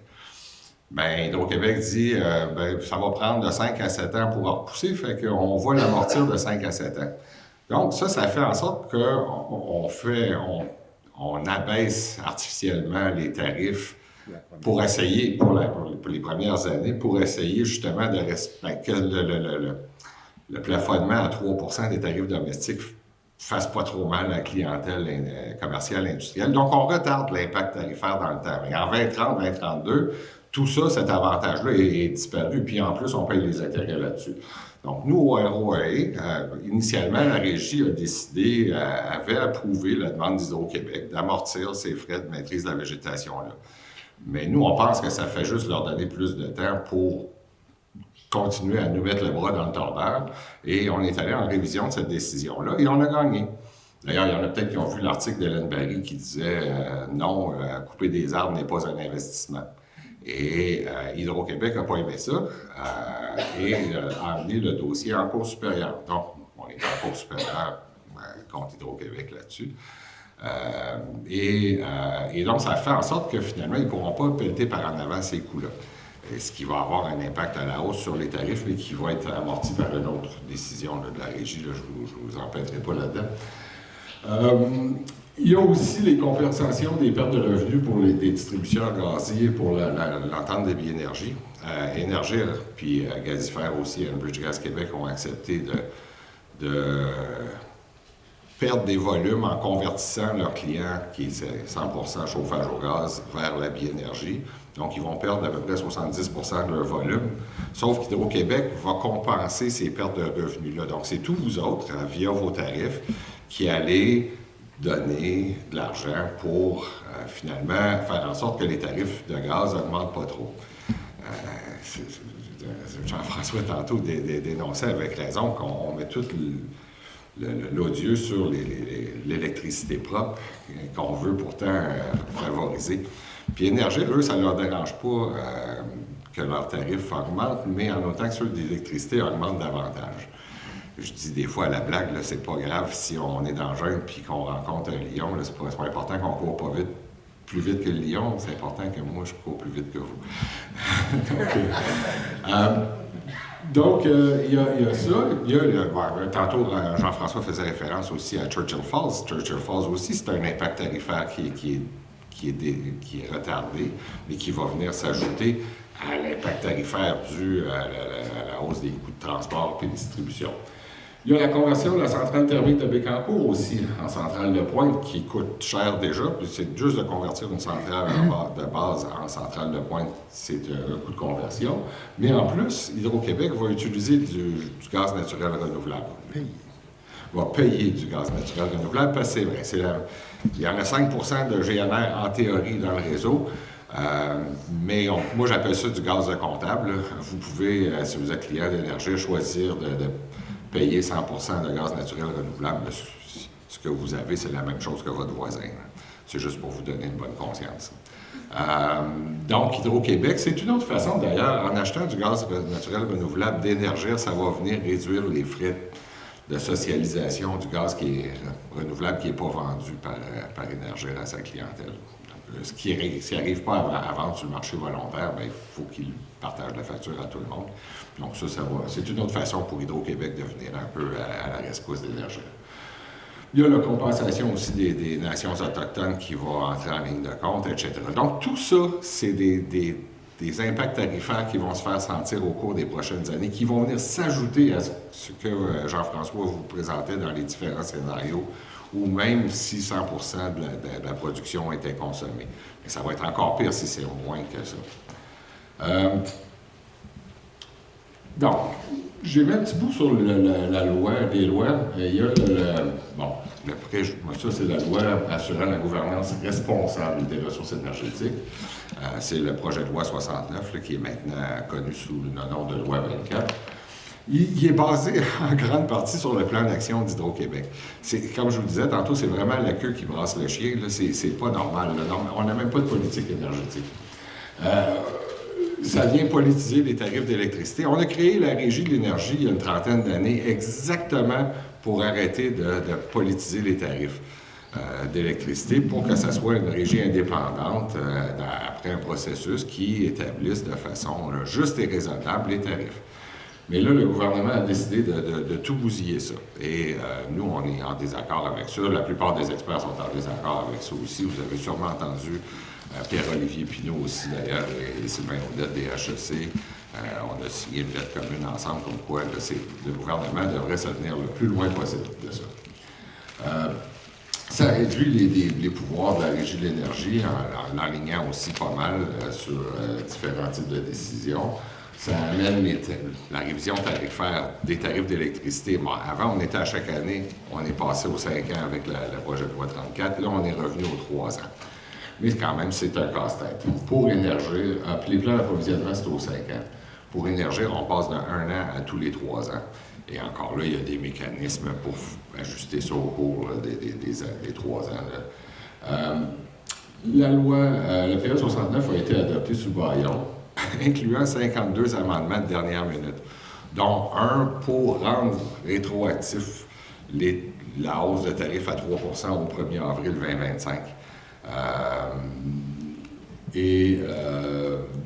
Donc, c'est ça, c'est un déni de démocratie qu'on a subi. On n'a pas été capable de se prononcer entre autres sur ces 52 amendements-là qui ont été adoptés à la dernière minute. Ça a créé ça inclut l'adoption d'un plan de gestion intégré des ressources énergétiques aussi, le PGIR qui vient d'être déposé à la Régie de l'énergie pour lequel on doit se prononcer d'ici le 20 février. La Régie a embauché des experts d'ailleurs aussi pour la conseiller là-dessus.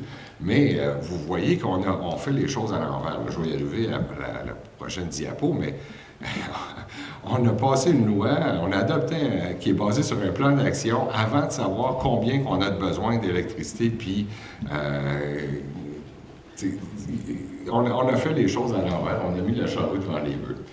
Le projet de loi 69 aussi crée une brèche dans le monopole de distribution d'Hydro-Québec. Maintenant, une entreprise peut vendre de l'électricité à un voisin. Je ne sais pas si vous avez entendu parler, il y a une couple de jours, à Domtar, au Lac-Saint-Jean, les syndiqués de la CSN craignent que, suite à la création d'une filiale, le transfert de ces actifs-là dans une filiale, ferait en sorte que l'entreprise pourrait être tentée de cesser de produire et de vendre l'électricité de son barrage, qui vaut une fortune. Ces temps-ci, c'est très rare, la puissance ferme. Mais c'est ça, finalement, Domtar pourrait aussi vendre l'électricité à une compagnie autre et finalement cesser de produire. Donc, c'est ça, puis ça va justement avec la cession d'ouvrages hydroélectriques de 100 MW et moins qui est prévue dans la loi. Il y a Saint-Narcisse aussi ici, je pense, qui pourrait être cédé comme ça, puis qui pourrait bénéficier d'un centre de données.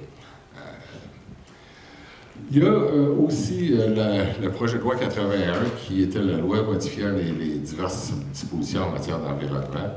Donc, ça modifie la plupart des lois sur l'environnement. Ça accélère des projets contribuant à la transition énergétique. Donc, autrement dit, n'importe quel projet qui est supposément qui va contribuer à la transition énergétique. Et là, on pourrait même mettre là-dedans le projet de TES Canada à Shawinigan, en présumant que ça va contribuer à la transition énergétique. Et donc, le fast track, là, je dirais que c'est, moi j'appelle ça le processus de nordvoltisation des processus d'approbation environnementale, d'évaluation environnementale. Donc, on va même autoriser des travaux préalables. Donc, on va permettre de commencer les travaux avant d'avoir les autorisations nécessaires, juste pour gagner du temps. Il y a urgence d'agir. Comme je vous dis tantôt, il n'y a pas de décarbonation, puis en plus, la demande industrielle a fondu. Et d'ailleurs, on a reporté officiellement les cibles de réduction de GES à 2035. Donc, ce qui confirme que la transition énergétique, c'était qu'un prétexte à produire davantage sous le couvert d'une croissance verte. Par croissance verte, Nordvolt, ça n'était de la croissance verte. Là. On va produire des bebelles qui vont faire en sorte que ça va réduire les gaz à effet de serre quelque part. Donc, la conclusion, c'est que la transition a servi de prétexte à l'allocation prioritaire d'énergie renouvelable au profit de l'industrialisation massive et aux dépens de la décarbonation de l'économie du Québec. Tous les surplus d'énergie et de puissance qu'on avait donc, le gouvernement s'est dépêché de le dilapider en priorité à l'industrie. On disait tantôt 75% décarbonation, 25% industrialisation. À date, c'est ça. 100% des blocs de puissance ont été accordés à l'industrialisation, 0 à la décarbonation. Et donc, après, Fitzgibbon, je me rappelle, qui disait, le ministre Fitzgibbon, là, si vous voulez décarboner, ça va prendre de l'énergie nucléaire. Là. Donc, puis on a appelé ça la gouvernance responsable de l'énergie renouvelable. Moi, ça me dépasse. Donc, il n'y a aucune garantie de décarbonation de l'économie québécoise. Puis le Québec, on n'a toujours pas de politique énergétique. Comme je disais, c'est le plan d'action 2035 qui fait office de politique énergétique. Je me rappelle la réaction du premier ministre Legault quand Hydro-Québec a présenté son plan d'action 2035. Il trouvait ça merveilleux. Il dit, écoute, le leadership devrait venir du gouvernement et non pas d'Hydro-Québec. Donc, à notre avis, le gouvernement a mis la charrue devant les bœufs et un PGR donc aurait dû précéder les modifications législatives. On aurait justement adapté le cadre législatif en fonction des besoins, puis d'un plan de décarbonation, puis d'un plan d'industrialisation. Et donc, je voulais simplement finir sur le fait que nous, puis le RVEQ aussi, et une centaine d'autres groupes, on a présenté la veille que Michael Sabia a présenté le plan d'action 2035 à l'Assemblée nationale en 2023. Nous, on a présenté le manifeste pour un avenir énergétique juste et viable, qui mise entre autres sur la sobriété énergétique d'abord et avant tout, la réduction des besoins avant la production d'énergie, même renouvelable. On pense que le Hydro-Québec et le gouvernement semblent considérer la biodiversité québécoise puis le territoire comme étant un vaste buffet à volonté où on peut harnacher de l'énergie à qui mieux, sans qu'il y ait de problème. J'aurais voulu vous parler aussi de différents aspects, le fait que les prochains parcs d'éoliens, plus on va intégrer d'énergie éolienne sur le territoire, moins on va pouvoir se fier sur cette énergie-là en puissance. C'est-à-dire qu'on calcule à peu près un apport en puissance moyen de 35 lors des points de demande. Là, ça va réduire à peu près à 15 dans tout et partout. Là. C'est une question d'algorithme, de simulation Monte-Carlo. Mais donc, c'est ça. Ça pour vous dire que on est en train de s'en faire passer une vite et vivement un plan de gestion intégré des ressources qui mise d'abord et avant tout sur la sobriété et sur la réduction des besoins. S'il y avait un sujet avec lequel j'étais hyper d'accord avec Pierre Fitzgibbon, c'est qu'il y a 50% trop d'autos sur les routes. Et il faudrait s'en... Si on est pour faire une conversion des voitures solo à essence à des voitures solo électriques, ça ne marchera pas plus. Il faut favoriser le transport en commun, le covoiturage, l'autopartage, la réduction des besoins à la source, la réduction des besoins aussi de chauffage des bâtiments, puis la réduction des besoins d'énergie industrielle aussi. Bien, c'est tout. Moi, je vous remercie beaucoup de nous avoir accueillis.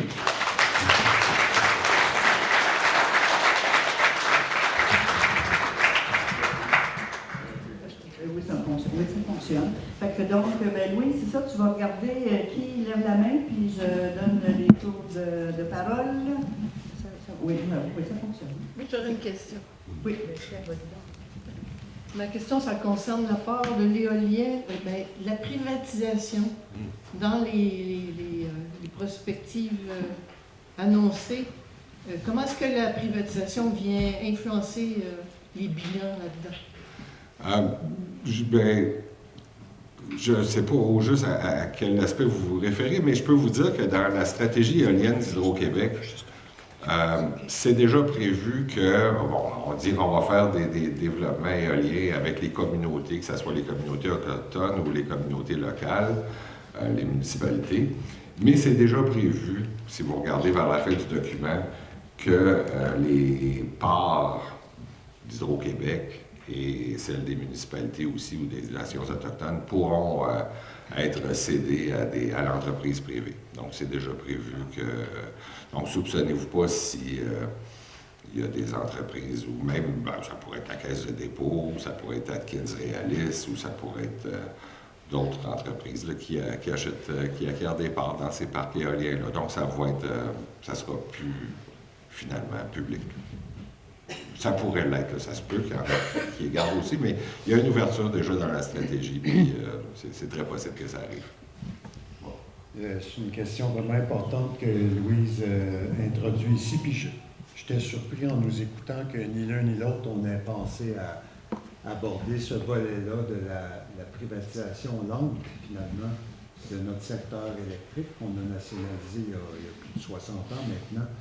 Mais effectivement, c'est ça la dynamique qui est mise en place à petit feu par les différents projets de loi qui ont été adoptés par ce gouvernement-là actuel de la CAQ. Et je voudrais très, très rapidement vous rappeler comment la production privée a repris graduellement un espace au Québec. Si on recule à la nationalisation, les seules exemptions qui ont été accordées, il y en avait deux catégories d'exemptions. D'abord, des exemptions pour des entreprises industrielles dans des secteurs très précis, notamment l'aluminium au Lac-Saint-Jean, certaines papeteries, à des fins de création ou de maintien d'emploi au niveau régional. C'était ça la motivation. Et ce n'était pas en vue que 10 ans ou 30 ans ou 60 ans plus tard, ces entreprises-là qu'on avait exemptées de la nationalisation de leurs barrages privés, qu'on leur a laissés, cessent leurs activités économiques pour se contenter de vendre l'énergie comme producteurs privés. C'était pas ça du tout l'idée.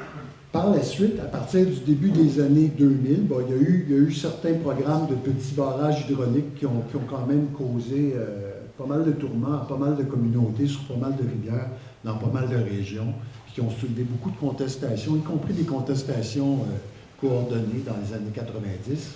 Mais depuis le début des années 2000, c'est principalement dans la filière éolienne qu'on a fait une place au secteur privé.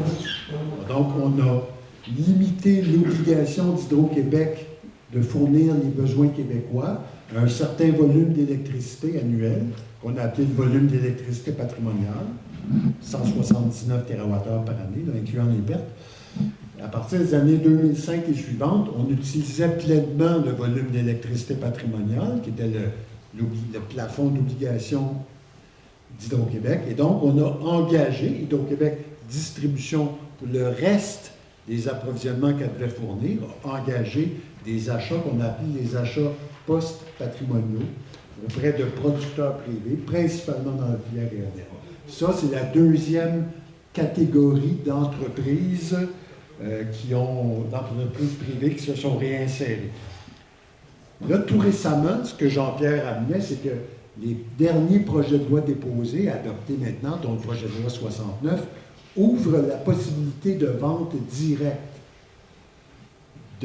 d'entreprises industrielles comme Rio Tinto ou Bois Résolu au lac Saint-Jean, qui ont conservé, grâce à l'exemption dont ils ont bénéficié lors de la nationalisation, certains équipements de production. Dans le cas de Rio Tinto, c'est beaucoup. Hein? C'est 2000 MW, c'est capacité de 20 TWh par année. C'est 1/10 de toute la capacité de production d'électricité au Québec, Rio Tinto. Là.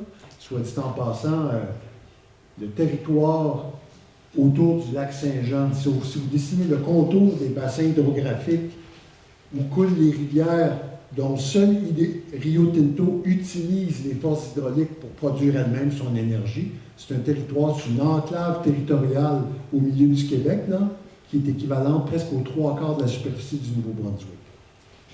C'est pas rien, là. Alors, la possibilité de vente directe qui est introduite là, ça permettrait à certaines de ces entreprises-là qui ont conservé leur privilège d'exploitant privé de vendre directement à un voisin d'une propriété adjacente à leur propriété foncière. Conséquence, l'entreprise, disons une autre entreprise industrielle qui achèterait ponctuellement, en vertu de contrats à plus long terme, une partie ou la totalité de son électricité de Rio Tinto, par exemple, ou de Bois Résolu. C'est des entreprises dont les volumes de vente échapperaient maintenant à Hydro-Québec. Donc, Hydro-Québec devrait récupérer la totalité de ses coûts auprès du reste de sa clientèle. Ces entreprises-là qui achèteraient de Rio Tinto ou d'un autre producteur privé ne contribueraient donc pas au financement de la transition énergétique, cette charge financière-là étant laissée à des volumes totaux moindres et un nombre de clients moindre, nous tous. Donc, l'autre conséquence importante, c'est qu'on retournerait à une époque où finalement l'occupation du territoire aux fins de la production d'électricité ne relèverait plus d'une planification intégrée par une société qui nous appartient collectivement, mais relèverait de la volonté d'investissement et des ambitions de profit d'une entreprise privée, vendeuse ou acheteuse ou d'une autre. Et au moment où ces équipements de production-là, soit parce qu'ils sont trop usés, soit parce que les réinvestissements n'ont pas été faits, soit parce qu'il n'y a plus de débouchés, soit parce que le marché a changé, au moment où ces équipements de production-là deviendraient non rentables ou non profitables pour le vendeur, il resterait là dans le paysage plutôt qu'être pris en charge par une société d'État, grande différence. Et finalement, je voudrais faire ce point-là.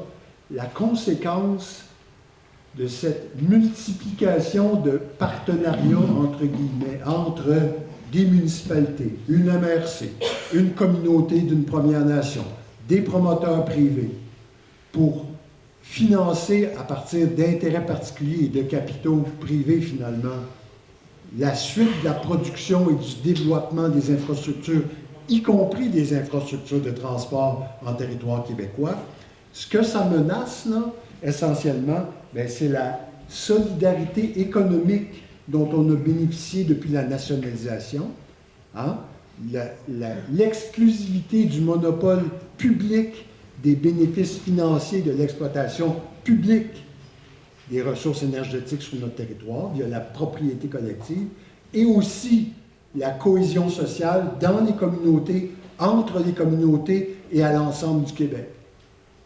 Parce que Mme Drouin, qui habite dans un village qui a le privilège d'être affilié à un promoteur privé, à exploiter les forces du vent, vendre cette électricité-là avec des revenus garantis par Hydro-Québec aux frais de la collectivité, Bien, évidemment que Mme Drouin est bien contente que sa municipalité reçoive une partie des redevances.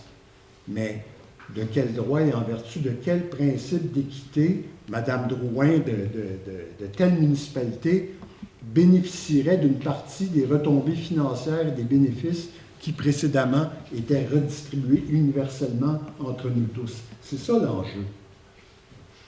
C'est l'appropriation d'une partie des bénéfices financiers issus de la propriété et de l'exploitation des équipements dans le secteur électrique, dans un secteur qu'on avait nationalisé pour des très bonnes raisons, qui sont encore aussi bonnes, sinon encore meilleures que 50 ans, et dont je vous encourage à susciter un petit peu la mémoire de nos plus jeunes générations. Bon, là, je suis rendue à quatre tours de parole. Madame, monsieur, là, Jean-Marc, puis Marc-André, puis il y aurait monsieur Dallaire, le 5e. C'est en arrière que je vais la poser. Ah, ok, donc 6e. Ok. Bonjour, Geneviève Tardy, merci beaucoup pour le temps que vous prenez aujourd'hui pour nous informer. Je suis du même avis que vous, là, le PGIR aurait dû être adopté, ça a été fait dans le désordre, là, on s'entend là-dessus.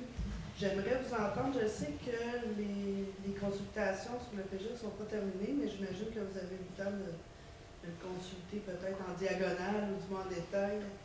À la page 38, à la page 38, on présente un graphique du bouquet énergétique de 2022 en comparaison avec les projections 2050 en fonction d'une demande dite intermédiaire.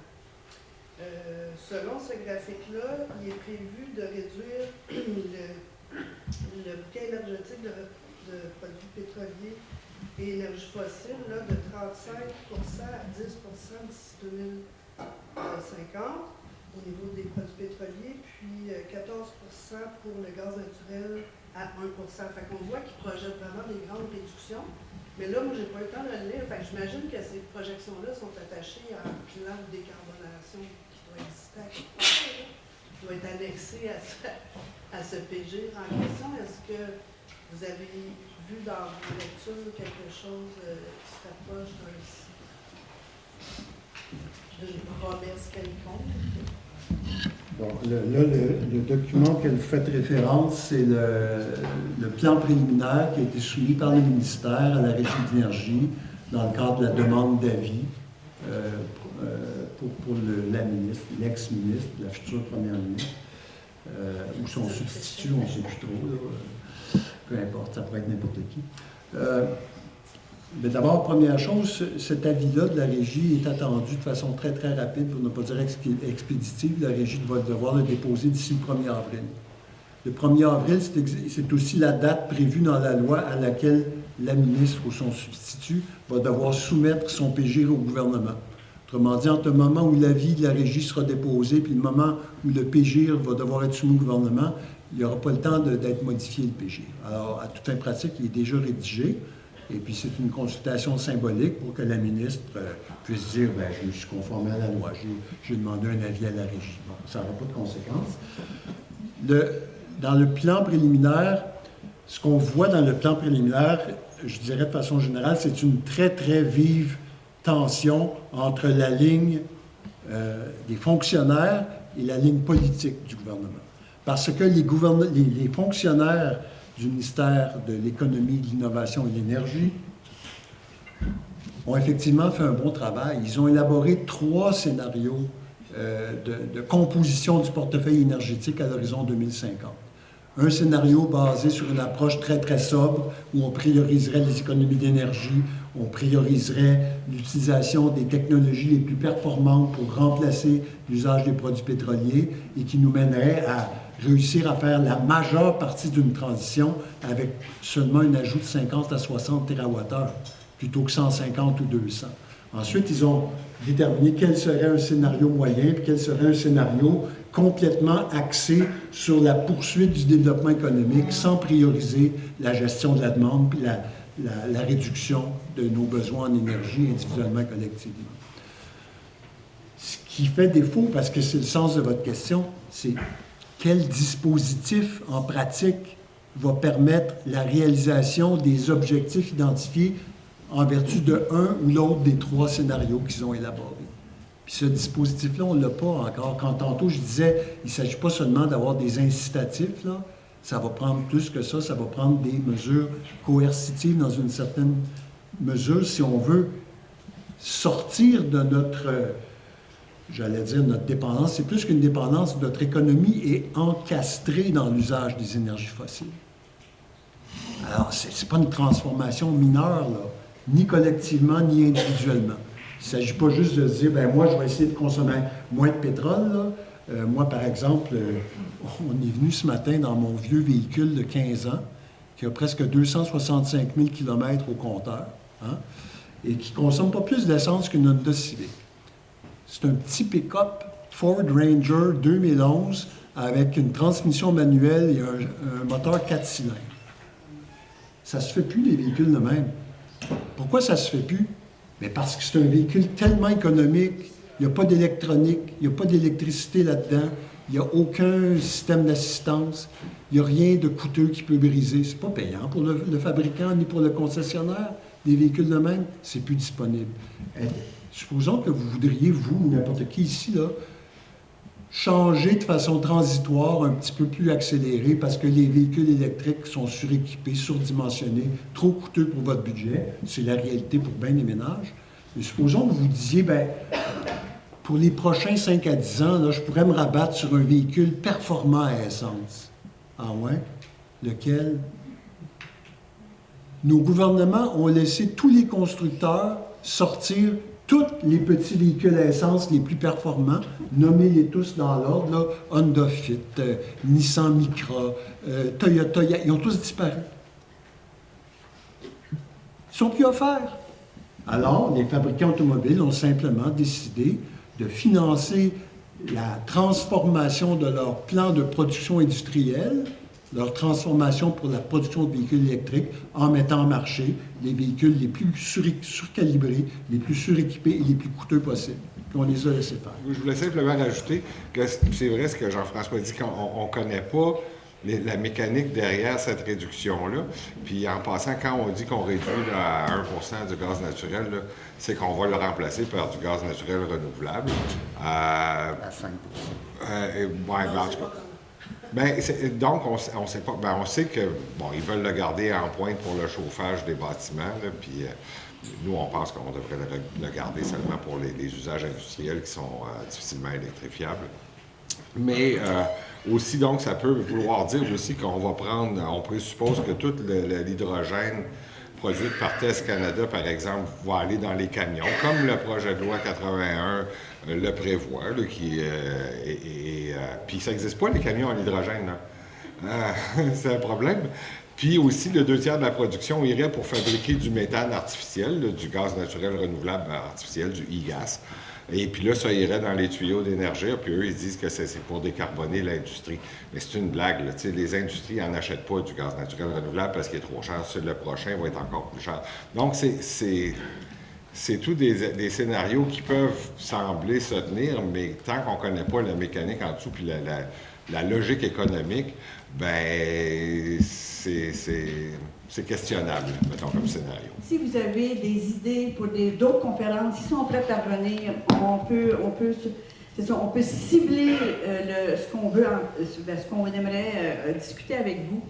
Et pour dire que c'est ça. Fait que donc, si vous voulez nous laisser des idées d'intérêt, si vous voulez nous écrire pour nous dire, nous autres, on aimerait ça. Puis je vous ai mis sur la table dialogue sur l'avenir énergétique. Si vous n'avez pas d'idées, il y en a plein d'idées là-dedans. On peut faire venir des gens de toutes ces ressources-là. Vous dire qu'il y a une formation pour un bac. Là-dessus, je vous dis gros merci d'avoir passé l'après-midi avec nous. C'est encourageant, c'est motivant, c'est mobilisant. Mais il ne faut pas lâcher. Puis c'est ça, il faut des salles pleines de même à chaque fois qu'on va voir des conférenciers pour les prochaines fois, parce que l'idée, c'est d'en faire d'autres conférences. Fait que si on remplit des salles, puis qu'on les fait filmer par CTB TV, merci Christian, et fait que ça va faire du chemin. Et merci à nos conférenciers. Oui.